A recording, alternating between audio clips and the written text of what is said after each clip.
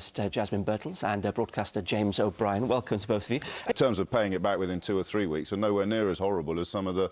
Yes, and the stresses and the strains. I just sort of thought, if I feel, oh, that's nice, yeah, we can't afford best butter, all that sort of thing. Oh, we've got margarine at home, but you've got... Well, anyway, about that 500...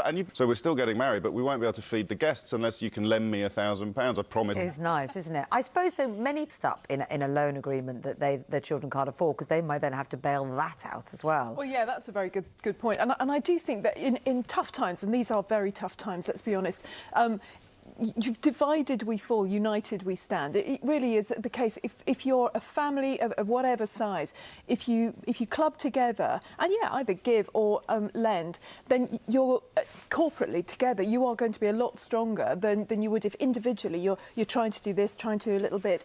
Together, you can do a lot more. But then what may not feel like it somewhere.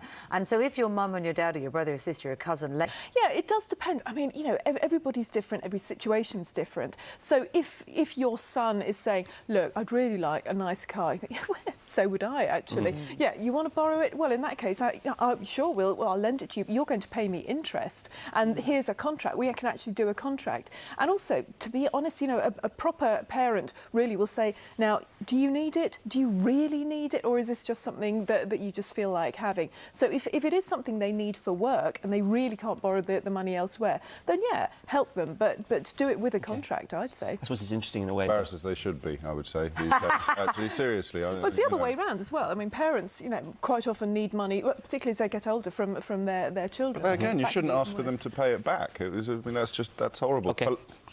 Thank you very much. Did make you